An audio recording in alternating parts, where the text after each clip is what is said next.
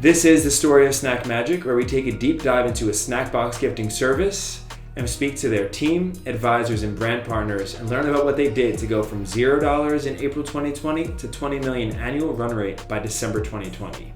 In this third episode, we'll talk about rapid learning and what they learned from their first customers and what went right and what went wrong. Let's go see.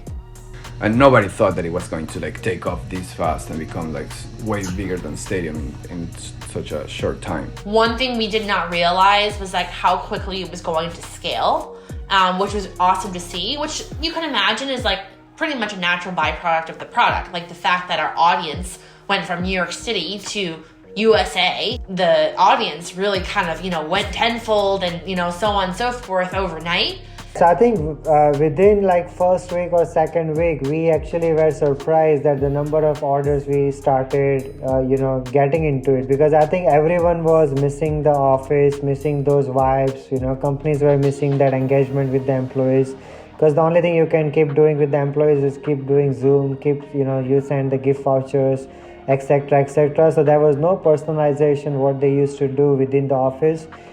We knew what the name was. We had a week to work on it, right? So it was okay, let's just own the magic of it, the silliness, the playfulness, and the funness of it. Came up with something, and then as we realized and would hear that the experience was so fun and so exciting, and that even kids were getting involved, kids and families were getting involved, picking their snacks, just going all in with that, and our brand basically evolved that way.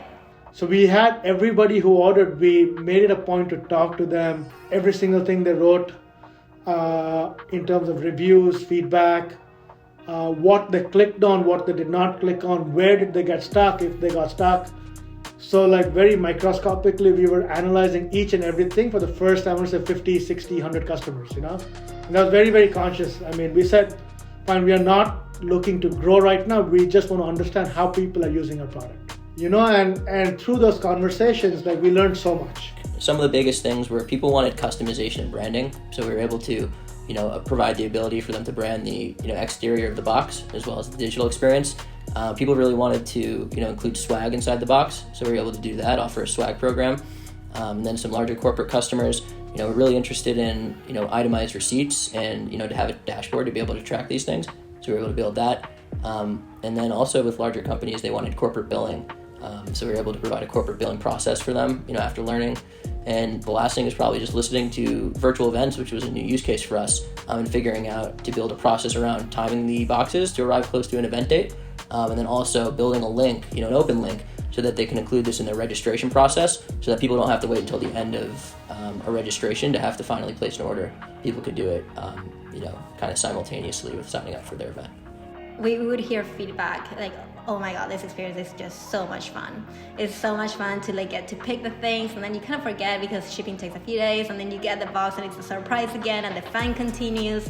So when it comes to the design, right, and the visuals, we were just okay, let's double down on this, make sure that we have a really easy, cool experience to go through, and it also feels that way on the digital side, not just the physical component of receiving the box. So we learned a lot very rapidly in those first 2 weeks, and it just so happened, by week 2, week 3, we started getting a lot of inbound interest. And because it was launched as a new brand, we started getting interest from some reporters also, where they reached out just asking about what is this, when did you launch?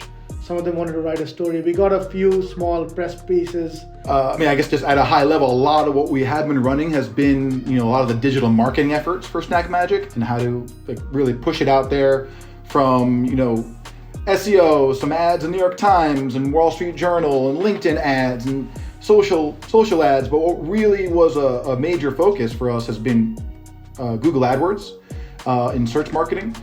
I think what really started to show up for us was all these new areas of focus, like virtual events, which frankly didn't exist prior to the lockdown. You think of any kind of idea that someone would do in person, now they're doing it virtually. Yeah, so we started to get our Stadium customers, which were office managers for work from home teams, and then sales professionals treating clients.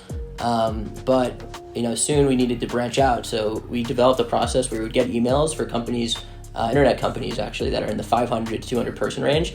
And we literally just found their email and would send them a SnackMagic credit, a SnackMagic gift, and just kind of see if they would go through the process on their own. So it was a $45 credit, and we just sent it out to a lot of these CEOs. And yeah, I remember one day we started to get a lot of internet companies because that's who we were sending it to.